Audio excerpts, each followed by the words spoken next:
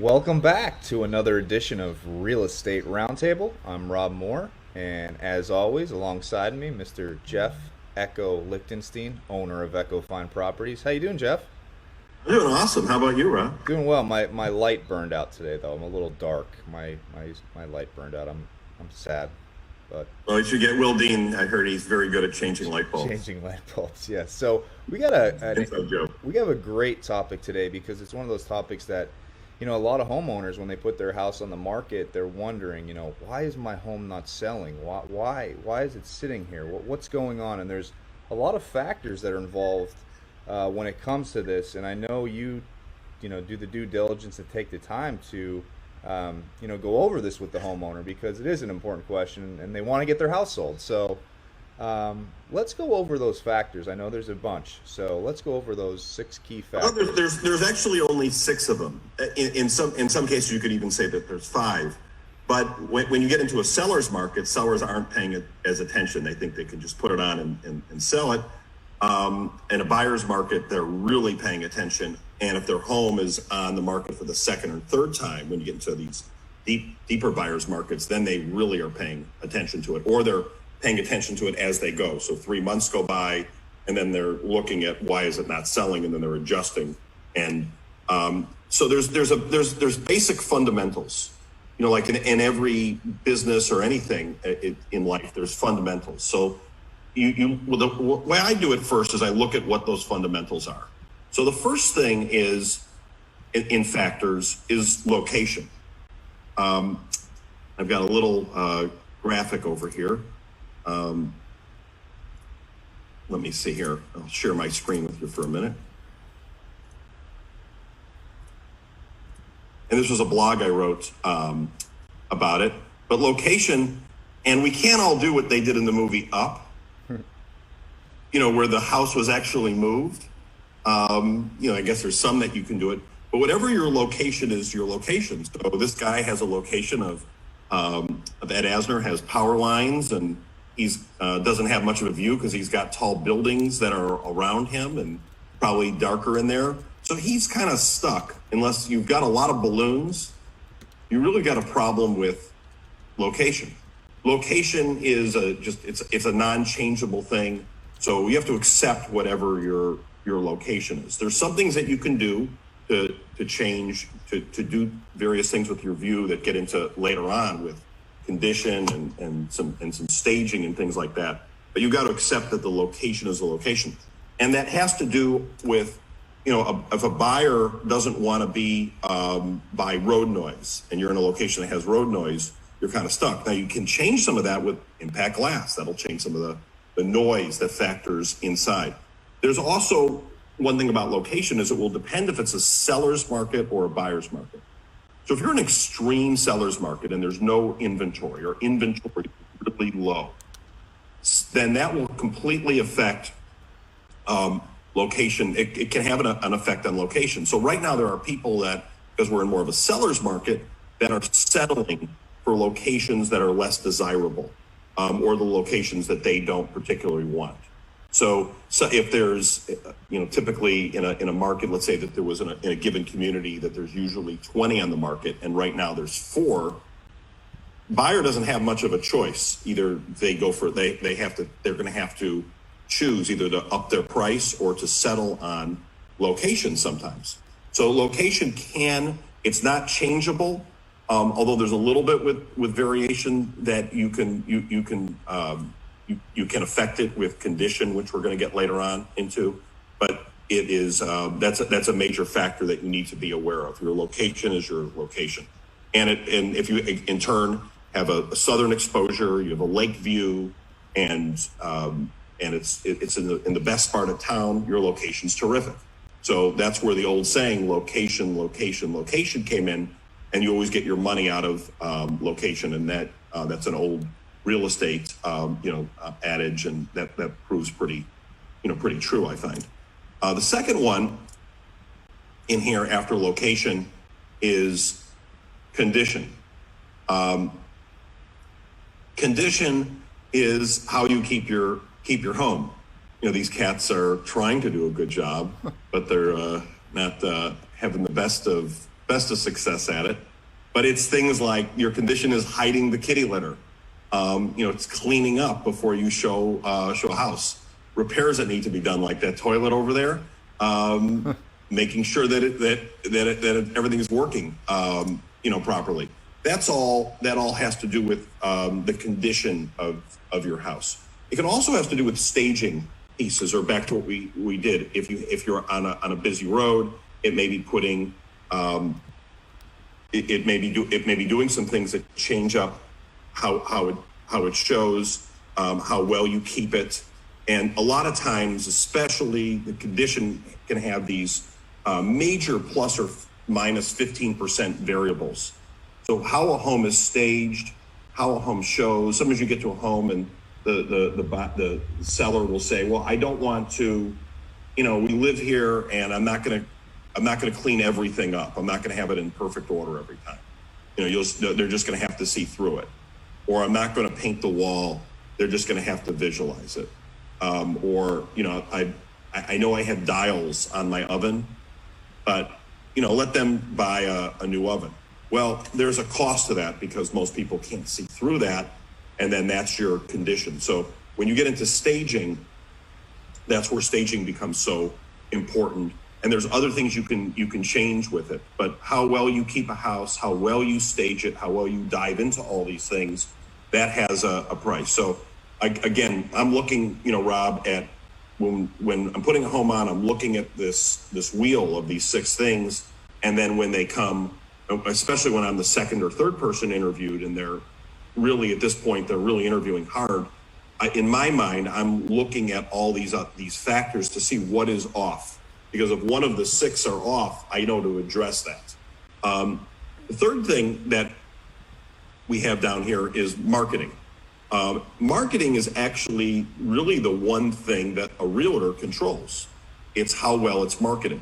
So if I look and say, location's location, the condition is spotless, there's nothing I can do there, it might be the marketing that's involved. The marketing goal is really to present the home in the best possible light and do the best type of marketing available so that everything's seen. Are you doing video? Are you doing a 3D VR tour? Is it presented properly when it's shown? Are the aerials done there? Is the write-up done there? And then is all the marketing distributed everywhere so it has the best reach? In a seller's market, sometimes the sellers say, well, I'll just put it on, it's easy to sell. Well, if you don't reach the amount of people that you're supposed to reach, then you're not going to have as many lookers on it, and you're not going to get the best price for it possible. And especially when you then go into a buyer's market, then when you don't have the right reach, you may not get the right buyer in play. And then it can go back to and then if you bring that up, you're going to be able to bring your price up and the ability to move. So that's where marketing comes into play. Extremely important, and it's really the major thing that a realtor does is the marketing and advertising. For a home.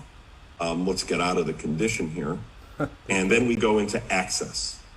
So access is as soon as you have a seller who everything is a negotiation, and they want to see it at 2:00. Well, can we do 3:30 instead? Can we do tomorrow instead? And that has to do with your access, because if you don't have access to show a home, you'll start to lose people, and the realtor community also starts to get wind that this is a tough home to show. That access can have an impact there. It also can be if you have a realtor who doesn't have backup or is not available, then their ability not to show the house or not answering phone calls quickly can have a complete impact. So if you think about like how we function as a team, it's our brokerage. It's really to give the realtor more time to show property and to be networking and talking with people. So like we have you to do video. We have a whole IT department to manage everybody's social media. We have our own in-house photographers. We help with the write-ups. We're inputting listings for agents. what that's really doing is it's freeing up access for the realtor. If the realtor is a one-man show or a one-person, one-woman show, and they're doing everything, then their time is really being spent in admin. If they get backlogged with all this stuff, then what happens is they can't, they may not be able to show your home because they've got to get all these other things done, and it limits access. So it's a two-way street. It's both the realtor access-wise, and then it also goes on to it also goes on to the listing agent itself and how well they are. Also, if the agent doesn't have good relationships out there, that may limit access. So there's certain realtors in there who they may try to dominate a community, for example, and then not return phone calls, so that they don't want as many showings in there. That goes on in our industry, and that has a lot to do with it. The next thing in the fifth part is the price. So before you do anything, you want to look at before you change your price, you really want to look and see, is the condition of my home up to speed, or is it what I'm willing to do as far as I'm willing to go with it? Is the access there? Is the marketing there? If all those things are in place, you may have a price problem. Now, you may also, in price, there's also, you've got to put in, maybe it's almost the fifth beetle, it's seasonality. Seasonality comes into play. So if you have a condo that's on Singer Island and the renters don't come down to January to see it, and that's really more of a seasonal purchase, seasonality may have something to do with it. So you can change the price on it, but if the buyer may not be there no matter what you do, because there's a lot of seasonality that's built in. Conversely, you may be in a family neighborhood, and it's a single family home, it's a 2-story, and that buyer may not really be looking till after spring break, and they really want to be moving, March, April, May, and June are their hot months. So seasonality can have whatever market's in. If you're in a ski, resort area, then they buy during that particular season. So seasonality has a lot to do with it. Price also, one of the checkpoints on price before you make a price adjustment is to make sure that within the category that you're priced properly. So if I said, Rob, and you were gonna, what kind of car do you have right now? I have a Jeep Wrangler, black 4-door Jeep Wrangler. You like your Jeep Wrangler, don't you? My favorite car ever, yes. If I banged into it, tomorrow, and I destroyed your Wrangler, and it caught on fire and it went up in flames. Oh no! Besides, you're not being really happy. Yep. Would you go out and buy one, or would you lease it? I'd buy one. And would you do the same car? Well, I'd get a Jeep Wrangler, but I'd probably stay with the same color, but maybe get a little more upgrades in there, depending on. What would your upgrade be? Maybe the backup camera, even though I never use it. Even when I'm in cars that have backup cameras, I don't use it still. But yeah, probably a backup camera, just to say I have it.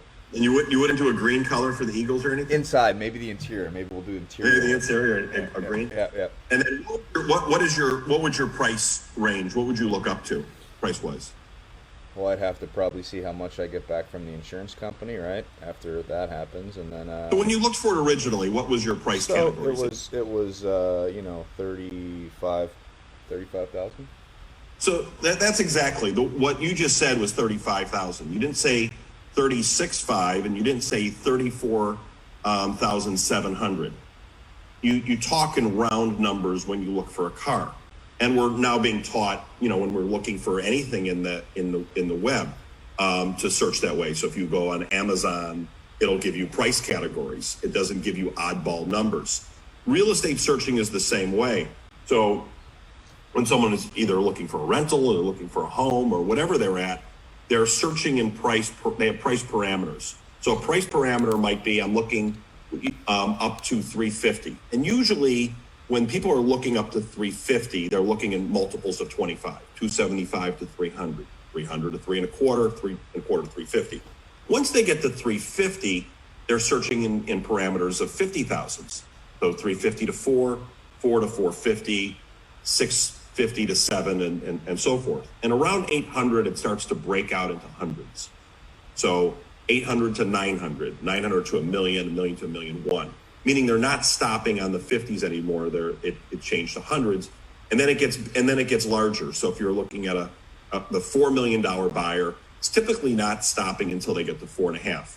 So it'll be, you know, Rob, your Lamborghini you're looking for, let's go from 150 to, you know, 175 or 200 to 250. It's the same thing in a house. It becomes, you know, 4 to 4.5, 4.5 to 5. You know, let's go from 15 million to 17.5 million. Let's go up to 20 million. That's how a buyer searches. So you'll get a lot of times we'll give an opinion on a price, the seller will have an opinion on price, and then they compromise. And they'll say, well, let's just price it at 665. And maybe 665 is really the right appraisal price, but for shopping purposes, it means nothing.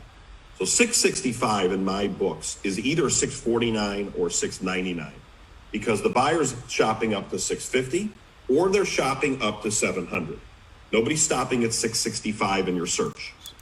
So you have to price it on those in the 50s in that example. And before you make an adjust, so there are two different aisles almost. The buyer's not going down they're either going up to the 650 aisle or they're going up to the 700 aisle. How do you explain that to a seller? Meaning, you know, they have a price that they want, right? They want to try to make a profit, of course. Everyone wants to make a profit. And they have that number in there. I'm just going to use it for an example. I'm not going to say the exact, I know a listing, but let's just say a condo, okay? And they paid for it as, I don't know, they paid for it a few years back. And now they're trying to sell this condo and they want to get back their return on investment and make that money back. But how do you explain to them basically, this is the price that people are searching for. We need to drop that price a little bit. It's a hard conversation, am I right? Well, it's on these 6 factors. The 6th factor we'll talk about in a minute. The last one is trends. But I'm looking at this wheel, 1, 2, 3, 4, 5, 6. So I have to first diagnose what's off. If like they're making it impossible to show, then I know it's an accessibility thing, and price may not be the issue. If it's a marketing, I saw the other day, guy who didn't choose us, you know, called me up and said I made a mistake. He went with some kind of a discount thing, and I helped him. He had a picture. He's on a lake, and on the lake there's a close up of the table on his patio, and there's a fan. The handle literally is there, and then there's these poles on both sides.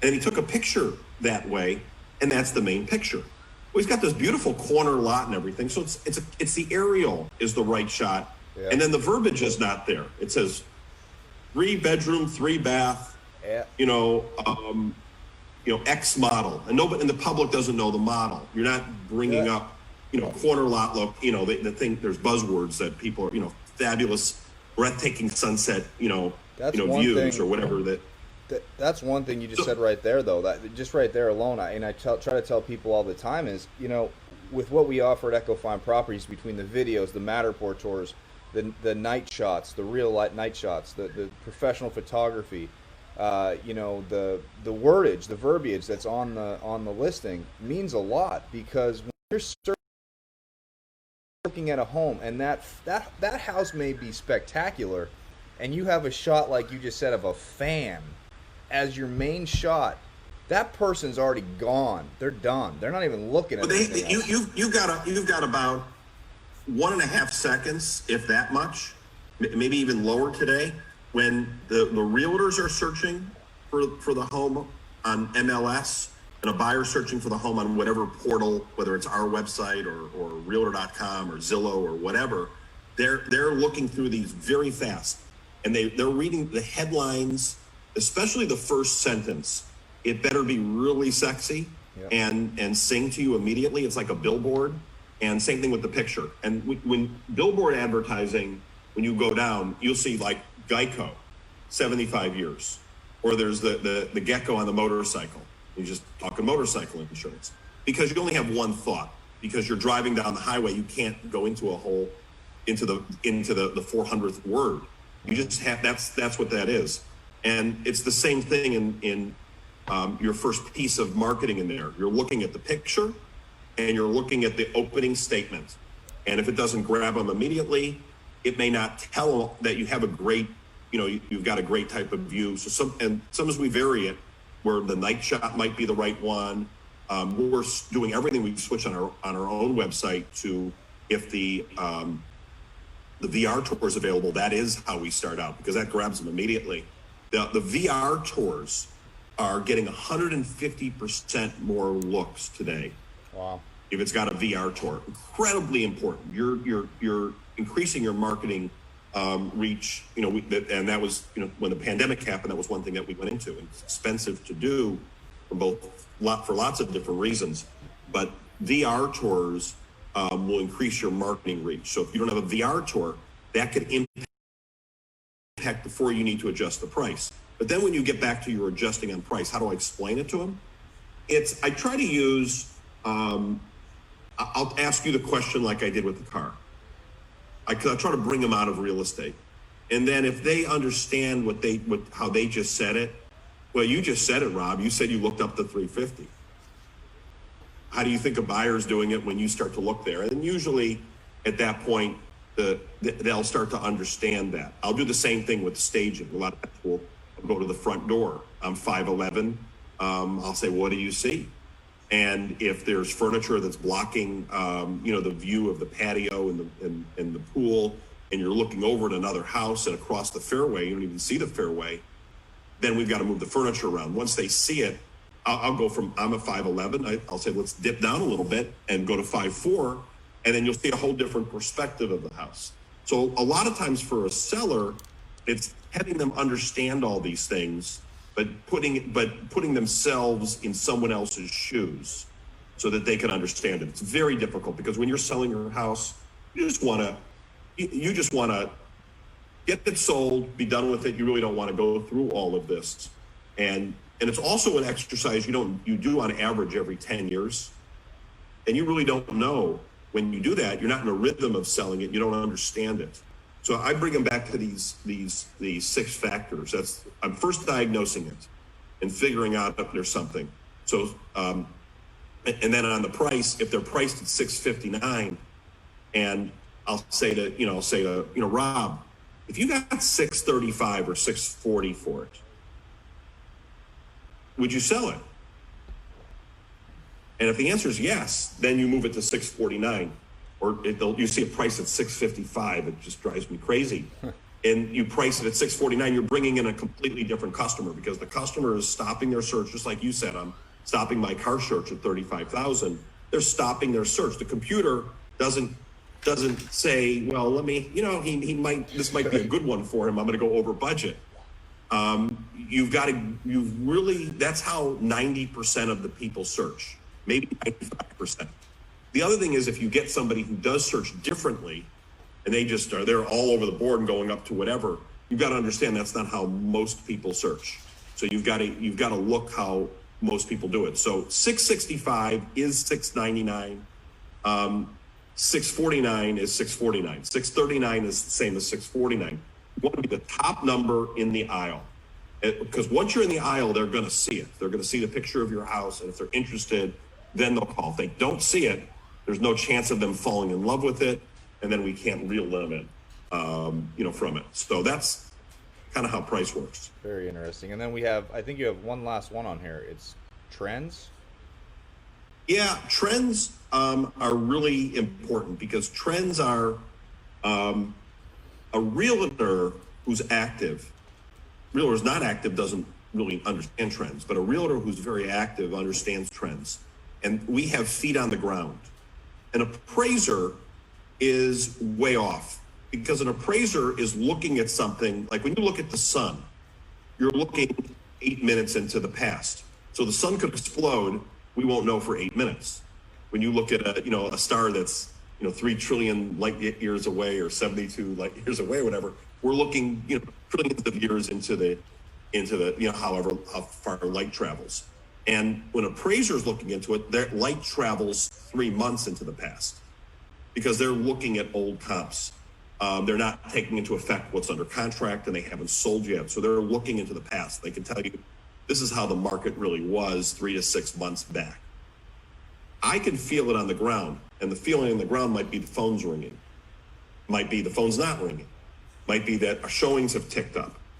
So I'll know a lot of time. Usually you get your most activity in season between mid-February and April. And in January, before we do like price adjustments, I want to see if there's activity. Because if there's a lot of activity and there's more than usual activity, then I know that that's going to mean that there's going to be more offers and prices are going to make an adjustment. And conversely, if there's little traffic, sometimes I'll tell a seller, listen, it's dead out there and we need to make a price adjustment beforehand and beat the market to the punch because it doesn't look as good. That's feeling the market out. And there's other trends as well. You may see style trends.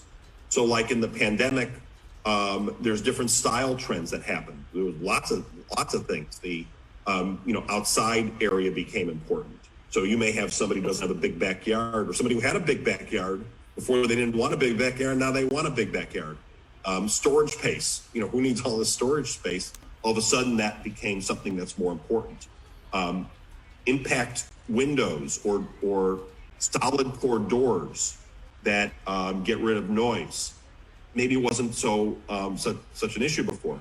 Now that like my daughter, was doing Zoom from her room, and her door and the sound that travels through her door became an issue. That's a trend that happened very quickly and happened on the ground.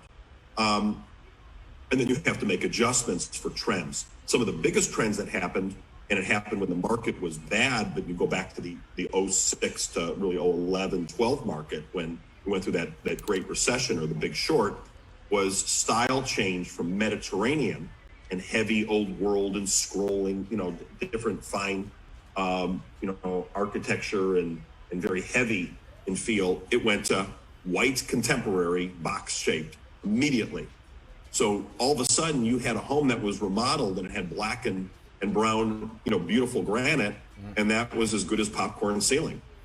The trend, one time popcorn ceiling must have been the thing. But that became that, and you're moving through trends, and all the time, and you've got to feel it. If your house is on the market for a long time, or you hit the market at the exact, the trends can change. How often is there an average, every so many years trends start to change? I know that it's, like with you're talking about with Zoom and that was kind of forced upon because of the whole pandemic and all that stuff, but like normally is there an average, like every 8 years a trend will change? Or there are changes. I think there's changes going on right now, and there'll be design changes from the pandemic. People will, I think that there'll be this looks and feel. People may want more color. You really don't know. You'll see where that goes, but I would pay attention to it. But you get technology changes. Flat screen TVs. When flat screen TVs became affordable, everybody's entertainment unit went out of style. Yeah.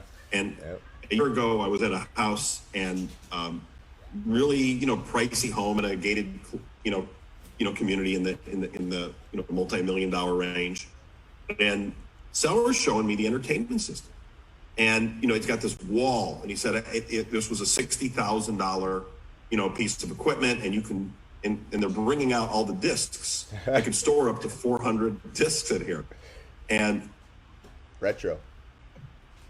Yeah, it's defunct. It's out of style. It's actually costing you money to have that there. Let's take it out and get rid of it. And that will drive somebody crazy. Sure. Because they do it. When we bought our home, we had metal shutters. That was an upgrade. That was worth something. Yeah. Today, that's a downgrade. Where can I get rid of those things and either have accordions or impact glass? Well, it is. Nobody wants a metal shutter anymore. So what was a plus became a minus. Blockbuster video was a 30-year trend, where that was a business that came in from technology and a business that went out with technology. So technology, and there's a lot of tech that's going on in a home right now. You may have a really fancy faucet at your kitchen sink, We have a sensor in our sink, and we do this, and the water turns on. I do this, the water turns off. It's fun.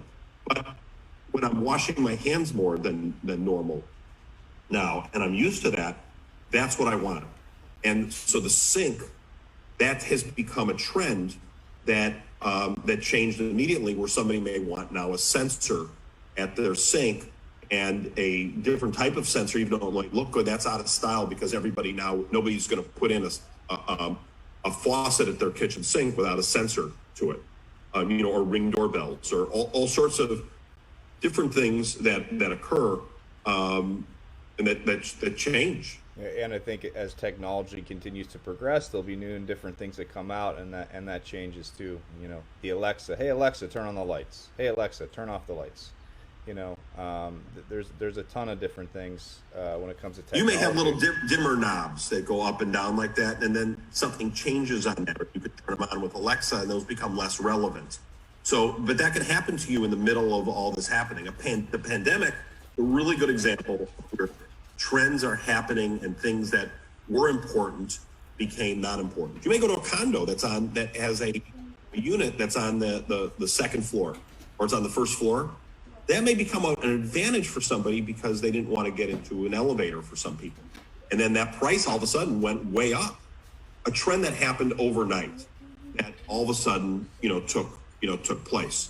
And you have to be aware of trends because the trends can affect pricing, and the trends are going on sometimes as we speak.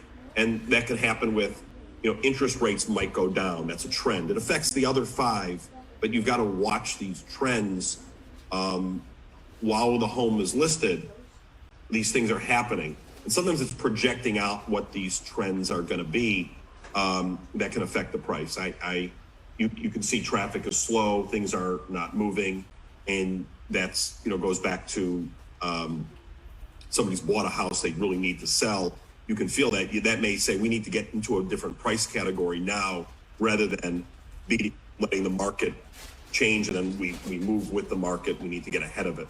Sometimes that becomes something that you have to read the market on, and you have to feel the market with trends, so trends, I think, have an impact on it. You see a lot more now, maybe outdoor space, meaning whether that be a covered gazebo or a little outside bar area, as more people are moving toward those a little more now too. Just they can still host people and have people outside and enjoy the outside. Yeah, anything right now. There's a trend with anything in the back, anything within the backyard, anything that has to do with gazebos, barbecues. People are doing a lot of gardening. They can do, that's interesting. Storage areas inside the house have become really, important to people. Having a dedicated office space has become important. We may not see as much of the great room floor plan. The great room floor plan might be getting a little choppier now because people are looking for more individualized space and not such an open space. So some of that may be curbing back. We're seeing guest houses became a trend, which will probably last a while. You're also seeing, because of economic reasons around the country, people are, you may not, you may be living with, grandpa and grandma may not go to assisted living. And there's more people under 30 staying at home right now. That's a trend, and that has resulted in bigger homes and in guest homes and things like that, and maybe less downsizing, right away. So there's different things that can affect as well in there. You also then there's back to trends. You have to look at other things. How is the economy going to impact it? Interest rates. Interest rates. When you get interest rates that are very high, we haven't been in those for years. But if a home is going up, if inflation's 1% a year, going to inflation, and your home's been on the market a year, your home probably went up in value 5%. But people don't think that way, and you automatically have a price adjustment right there from that. Or if the market went up 5-10%, you've got a raise over there in your price, and that can affect it. So a lot of different things where you've got to study what's happening in the market from market trends and to economic trends. And right now we're seeing a great reshuffling of movement where our area, we're getting a lot of influx, more than we had before. Last year in Florida, there were 821 people moving a day, and that to Florida, and that has increased, tremendously, from people now moving from urban, locations and cities and different heavier tax areas. And because they can move here, because there's been a technology change with what we're doing right now on Zoom. There's in VR, that's going to continue on. There's professions where you don't have to be in the exact city that you're working in. Do you see, though, that's a good question, coming from talking about trends and what people are looking for and what they like? If you have this a mass influx from people from the bigger cities or from New York or Philadelphia or wherever that may be, and they have maybe a different style, right? And they come down to Florida and there's a different kind of style per se.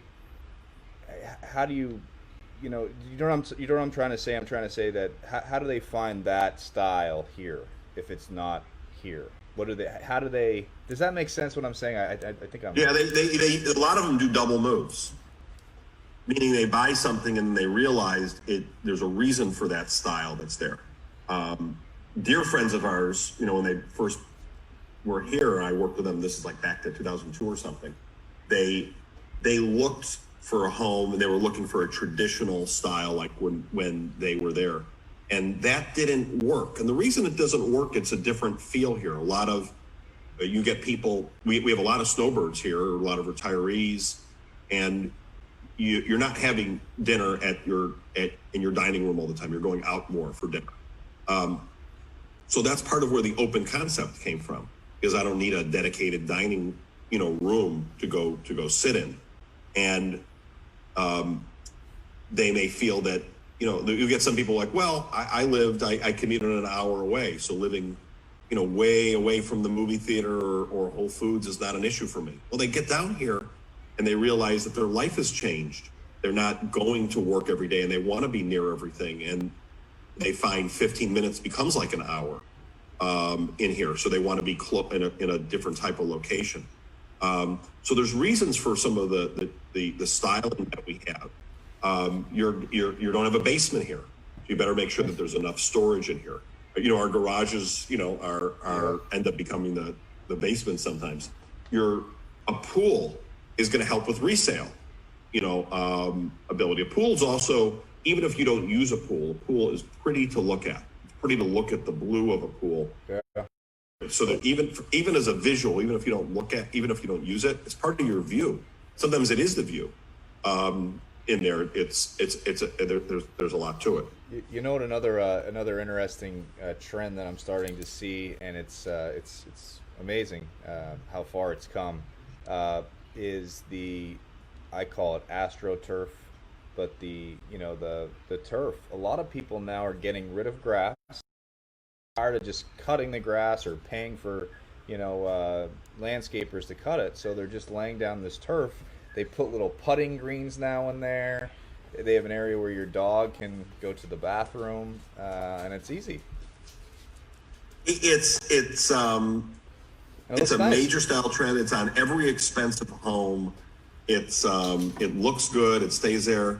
I personally hate it. It doesn't go brown. I just I don't know. I like walking on grass. Sure. I like it's nature, but it is. I saw a home yesterday, and it looks great. And I understand the purpose of it, but for me, I just like grass. But it doesn't get ground, and there's all sorts of really good reasons to have it that makes sense, with it. But that trend is going to continue.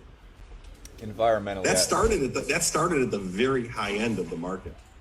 Environmentally, I don't know what the outcome of that is. I guess we'll tell years down the road. But that's yeah. No, I think it's fine. It's just it's somebody's area.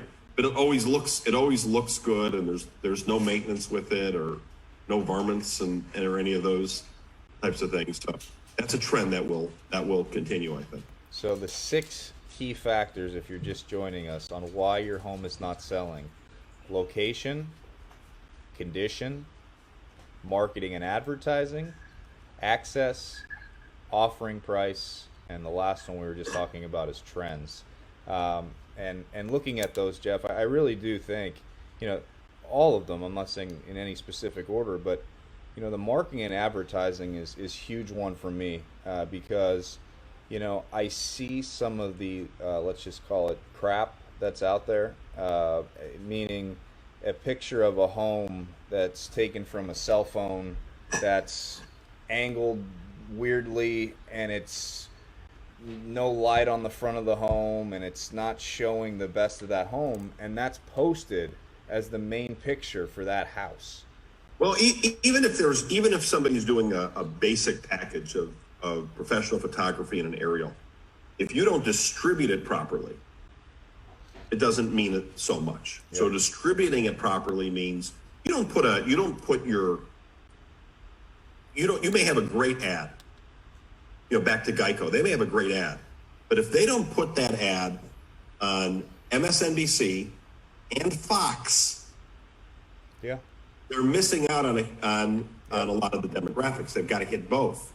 If you're not on HGTV and you're not on ESPN and ABC and NBC and CBS, and you're not, so Geico, when they're doing it, they have a billboard distribution list.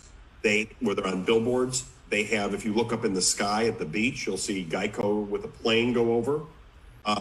If you watch a baseball game, there's Geico, you know, you see there.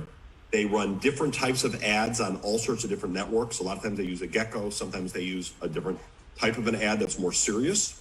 They're on radio. They're on multiple radio stations. It's just not one radio station that they just do and say, we do radio. They do everything. And that's the distribution. So you can take a picture that's a good picture too. But if you don't distribute it properly and it goes everywhere and you don't have a whole IT department that's distributing it, and you don't have a social media plan that's distributing it across the board all over social media, then it doesn't mean that much either. So it's not just the advertising and the marketing, but the distribution of it. You could argue that distribution is actually more important than the material itself, because if you can have a B look, and if it's distributed properly, that's going to have more impact than an ad that just gets placed in a couple different spots. It's funny. I always, living in South Florida now for I think it's 9 years. I have a few pizza places that are my favorite pizza places. I always say it's hard to find good pizza down here. That's just me. No offense to Floridians out there, but so I found this pizza place. I won't mention its name.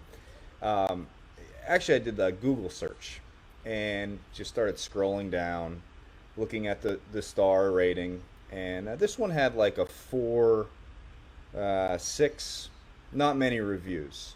And then there was a post on Facebook for people to give us your favorite pizza places in the Palm Beach Gardens area. And a lot of people commented with this one place. So I said, let me give it a try. And the pizza was awesome. It was great. So I actually called the owner, called the business, and he was there. He picked up, and I said, hey, I just want to let you know, I just ordered from your pizza place. First time I've ever had it. Your pizza is amazing. He's like, oh, thank you so much. I'm just trying to get more business, da-da-da-da. And I says, I've never heard of you, though. And I wasn't trying to be rude in saying that. I said, but you've got such a good product. But if no one knows it's there, it's worthless. Right? You could have the best pizza in the world. If nobody knows it's there, it's not doing you any service. And I was asking him, like, do you advertise, do this? So I'm trying to get him to do one of our local business videos that we do for local businesses. Right. And so I have to think about, I said, what is there to think about? That's what I said to him. He goes, well, I guess you're right, but I have to talk it over with my wife. I said, well, you talk it over with your wife and you get back to me, because, again, great pizza, but there's no distribution. There's nothing.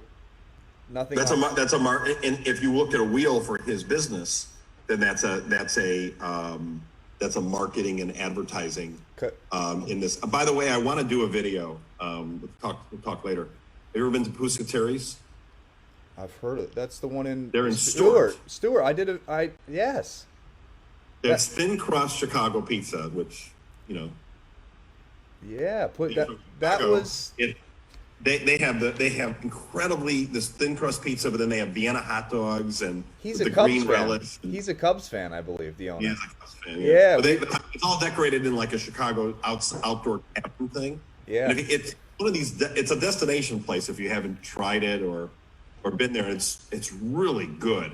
Um, and but a lot of people don't know that, but it's a word of mouth type of a place. That's yes. one, like we do a little video on that that'll get traction on social media because people start to they want to know. And I always say word of mouth is not a bad thing. It is not a bad thing at all. But if you're look, and some people may not be. Maybe they're fine with the money they're bringing into their business, and it's just enough to get them by, or where they're at. Well, They're it happy. depends where somebody's at. Sure. Sometimes people don't want it. But when you're advertising your home, there's a social media strategy that takes place, Yep. and that is incredibly important because if you don't get it out on the social media world, and there's different, it's just not it's on Facebook. Well, how is it distributed on Facebook? Yeah. What channels is it in? How many groups is it in? Is it going to are other realtors seeing it? You got to really understand somebody's social media. Is it going on LinkedIn? What is the LinkedIn? How many connections are in there? Like we're on LinkedIn Live right now, Yep. and tough approval process, and we've got over 20,000 people in our LinkedIn group. That's a huge audience. Yep. So we're able to, our distribution for someone's home on LinkedIn is giant, for that. So we're tuned into that. Somebody who's got, 800 connections and they're not able to go live, it doesn't mean anything. So you got to understand what all this is and the distributions of it. And I'll leave you with this too. The other thing I joke around with our agents. We do the virtual open houses, and they hop on, and I always joke. I say, "Hey, Suzanne, you had an open house last weekend, an in person, where you actually go to the house." I said, "How many people did you have?" She said, "It was great. I had 20 people, whatever it was." And I said, "That's great." And I always joke. I said, "That's the old school way." And they laugh at me. And I say, "The new school way is the virtual open houses where you're getting 20 people, but you're getting more. You're getting eyes that are all over the place, all over the country, that are watching through the connections we've built up in social media, through our agents who are sharing these posts, and they're reaching their friends in Rhode Island and New York and Pennsylvania and New Jersey, and you're building to a much bigger audience. So you have your in-person open houses are fantastic, but now you're even adding more onto the plate, more eyes on the product that can help with that sale and marketing your home. Right. So when we stream that, it goes to LinkedIn, for example, and you get someone who's a doctor in the area or they're in finance and they're looking on LinkedIn and they see that they usually have a home in the area. Mm-hmm. So that becomes an ad that's reaching somebody in a different type of social media, but it's just as effective. Yep. In there because now they become aware of it. And that's what good marketing and advertising and distribution do. It's throwing a lot. The more you throw out on the wall, the more eyes you're going to get in there, and the ability to find the right buyer who's going to buy it at the highest possible price in the quickest period of time, which is what everybody's goal is. And it's a great team aspect at Echo Fine Properties, and that's what makes it the best because you have so much help. There's so many people helping that agent that they can just go out, like you always say, and do what they do best: sell the home, and they get to focus on that. They have Sarah in the background, myself. We have a whole team behind the scenes that put these things together to help market your home at, as Jeff said, the best way possible, so the most eyes are on it. So check out our website, www.echofineproperties.com. I put a link to the blog above us in this post and right down below us in the comment section. So check out the blog. You can also check out the past real estate roundtables we've done. We do these every Sunday morning. So every Sunday morning, 9 a.m., you can come check it out, learn a little more from Mr. Jeff Lichtenstein. It's much better than watching politics. It really is. It's a breath of fresh air. I actually did you see the biggest trending thing right now? It was on TikTok. It's all over the place. There was a guy, his truck broke down. Okay? He was headed to work, his truck broke down. So normal people, I'd be here hitting the steering wheel. Oh, right? You're mad. You can't get to work. He hopped out of the truck, grabbed his skateboard, rode down the street, drinking a big jug of I don't know what juice company it was, and playing Fleetwood Mac as he's going. Oh, that's why Fleetwood Mac was trending. I saw that. So Yeah. Fleetwood Mac, it's all over the place. Now it's the TikTok challenge where everybody's skating by drinking this juice, being happy. Fleetwood Mac had like crazy amount of sales of their song. That I forget what song it was. It was like a Stevie Nicks song, something or Yeah, other. forgive me, but the song and now it's trending. And that man, I just saw the It was like the #1 song of like the week, whatever, right? the follow up story to that was it was pretty nice. So his truck broke down. So I believe it was the juice company bought him a brand new truck Wow. and then loaded it up with all their juice, his favorite type of juice. So that was like a feel good story. I'm like, that's awesome. All for positivity. He just, my truck broke down. Nothing I can do at this point. I got to get to work. And he pushed on, and it was a nice thing to see. It's nice Who when you filmed see it? himself. He was holding he was selfieing as he's like riding on the skateboard. Just And he's holding on the other hand? Yeah. all right. So let me make it big so we can see it. So here it is. I hope they play the music in there. Can you hear that? No. I can't get the audio.